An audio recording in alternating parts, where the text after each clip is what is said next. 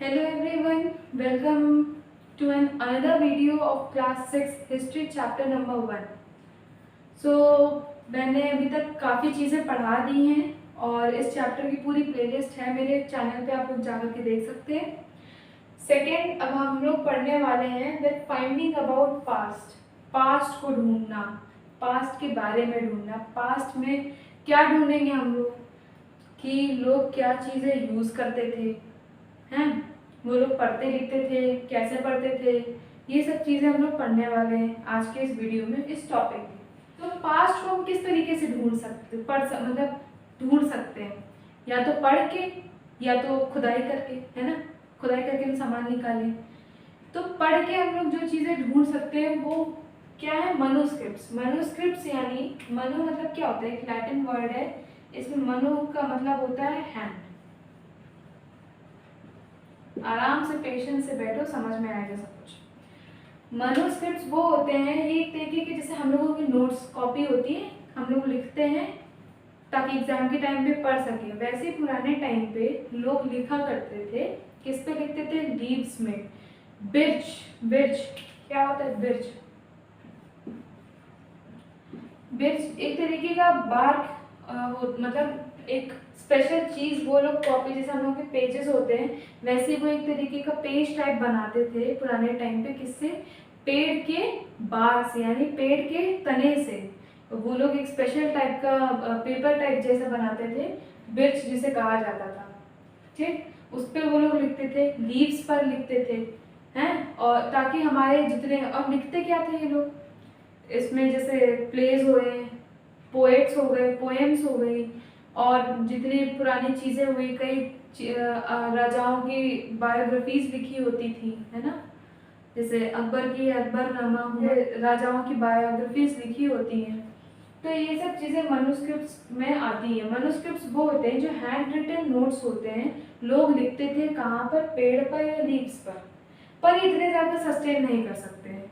अब आप ही सोचो कि पेड़ है, रखे रखे आपके पेज होते हैं, रखे रखे उनमें कभी कभी चूहा काट लिया। अब उस टाइम पे पता नहीं चूहा, हाँ ये तो होता ही होगा, जानवर उनको नहीं रहने देते, इंसेक्ट्स, दीमक लग जाती है पेड़ में, सो ये ज़्यादा देर के लिए सर्वाइव नहीं कर सकते। कई पता लगा कोई नेचुरल डिजास्टर आया तो इस वजह से भी ये सब गए। पर लेकिन फिर भी बहुत सारे मोनेस्ट्रीज में, बहुत सारे टेम्पल्स में इन सबको प्रिजर्व करके रखा गया, संभाल करके रखा गया है, जो हम आज पढ़ते हैं, समझते हैं कि व्हाट वाज पास्ट। उनमें क्या लिखा रहता था ये मैंने बताया, प्लेस, बायोग्राफीज, पोएम्स, ये सब चीज़ें लिखी रहती थी। डेली लाइफ लोगों के तो इतना नहीं, राजाओं के बारे में ज़्यादा लिखा रहता था। और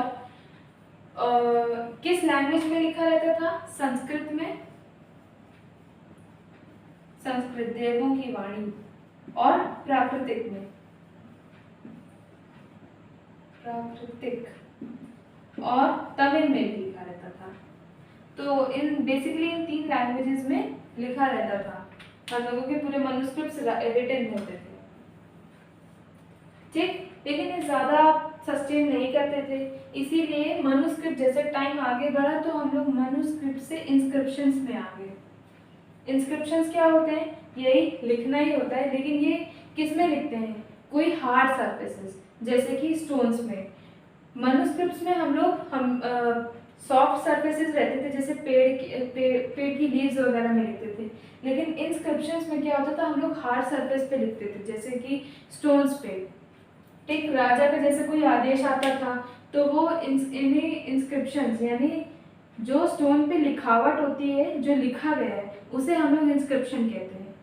ठीक, राजा का कोई आदेश होता था ताकि पूरी प्रजा उसे पढ़ सके, तो उसको वो इंस्क्रिप्शन पत्थर पे लगवा करके, जैसे बाजार के चौराहे पे उसने रखवा दिया, अब आते जाते लोग सारे पढ़ सकेंगे।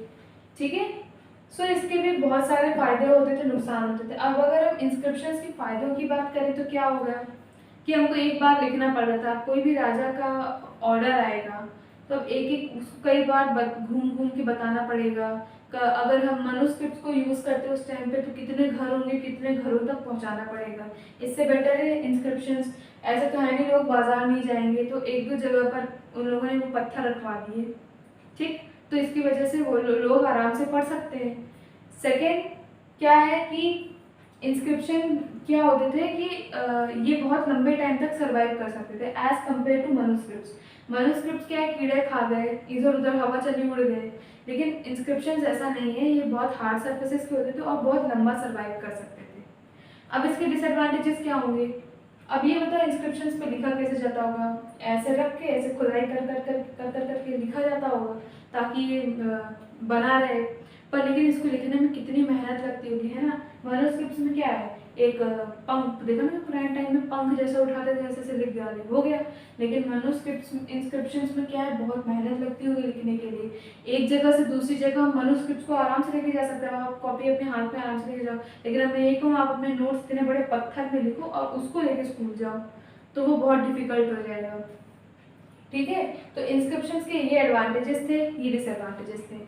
अब अच्छा, आपके माइंड में क्वेश्चन आ रहा होगा कि भाई इन सब के बारे में पढ़ता कौन है, इन्हें ढूंढता कौन है? तो उन्हें हम क्या कहते हैं, आर्कियोलॉजिस्ट। आर्कियोलॉजिस्ट वो होते हैं जो पुराने टाइम में बाकी लोग जो चीज़ें यूज़ करते थे, जैसे कि पॉट्स हो गए, जानवरों के दांत यूज़ करते थे, बोन्स यूज़ करते थे, हंटिंग के लिए यूज़ करते थे, और अपना बहुत जैसे हम लोग घर सजाने के लिए सामान बनाते हैं, वैसे वो लोग बोन्स वगैरह से, टीथ वगैरह से सामान बनाते होंगे, अपनी ज्वेलरीज लेडीज बनाती थी।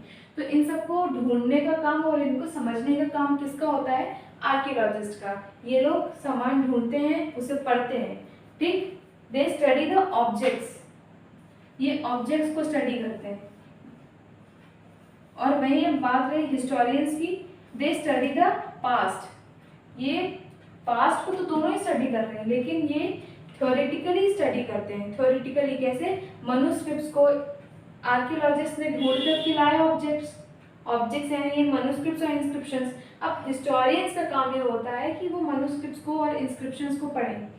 आर्कियोलॉजिस्ट का भी काम होता है, लेकिन वो पढ़ने का काम नहीं होता है, ये ऑब्जेक्ट्स को ऑब्जर्व करते हैं। जैसे कि सिर्फ यही मनुस्क्रिप्ट्स और इंस्क्रिप्शंस थोड़ी ना उनको मिलेंगे, और क्या चीज़ें मिल सकती हैं ऑब्जेक्ट्स में? पॉट्स मिल सकते हैं, ज्वेलरीज मिल सकती हैं। तो वो ये सब चीज़ें खोजते हैं, इनके बारे में जांच करते हैं। और जहाँ तक कि हिस्टोरियंस हैं, ये हिस्ट्री को समझते हैं, हिस्ट्री को देखते हैं कि कैसे क्या हुआ होगा। जैसे पिछले वीडियो में मैंने बताया था, नर्मदा नदी है, जैसे टाइम आगे बढ़ा, फिर और लोग डेवलप हुए, लोगों ने धीरे धीरे सिविलाइजेशन शुरू की, कल्टीवेशन शुरू किया, तो ये सब हमको कौन बताता है? ये सब चीज़ें हिस्टोरियंस ही पढ़ करके हमको बताते हैं।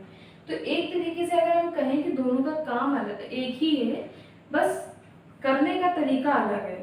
तो हिस्टोरियंस और जो आर्कियोलॉजिस्ट होते हैं, ये दोनों एक तरीके के डिटेक्टिव्स होते हैं, जो कि चीज़ों को ढूंढते हैं। मतलब डिटेक्टिव्स होते हैं, इनको क्लू चाहिए होता है। डिटेक्टिव आप लोग देखे होंगे, शर्लॉक होम्स, ये खाली क्लू इनको चाहिए होते हैं। और इनके क्लूज क्या होते हैं? ये ऑब्जेक्ट्स होते हैं, मनुस्क्रिप्ट्स होते हैं, इंस्क्रिप्शंस होते हैं। मनुस्क्रिप्ट्स और इंस्क्रिप्शंस ये दोनों ऑब्जेक्ट्स की कैटेगरी में आते हैं। इनको ढूंढते हैं, ये इनके लिए क्लू होता है, और फिर आगे का अपना प्रोसेस करते हैं। एक तरीके का मतलब अच्छा लगता होगा कि एक बार सामान ढूंढ लिया, फिर अब उसको समझना, हिस्ट्री बनाना, और एक बार एक चीज़ मिल जाए ना तो कड़ी बनानी आसान हो जाती है। तो आपको समझ में आ गया होगा मैन्युस्क्रिप्ट्स क्या होते हैं, इंस्क्रिप्शंस क्या होते हैं, आर्कियोलॉजिस्ट और हिस्टोरियंस में डिफरेंस, मैन्युस्क्रिप्ट्स और इंस्क्रिप्शंस में डिफरेंस, ये दोनों ध्यान रखिएगा। बुक एक बार ज़रूर रीड करिएगा, क्योंकि बुक रीडिंग बहुत इंपॉर्टेंट है। अगर आप लोग कहें तो मैं बुक रीड करके भी बता सकती हूँ। पर मुझे लगता है ये मेथड ज़्यादा सही है। अगर आप लोगों की डिमांड होगी तो मैं बुक रीड करके भी बता दूँगी। मिलते हैं हम अपने नेक्स्ट वीडियो में, नेक्स्ट टॉपिक को कवर करेंगे। आई होप ये पूरा आपको समझ में आ गया होगा। Thanks for watching the video.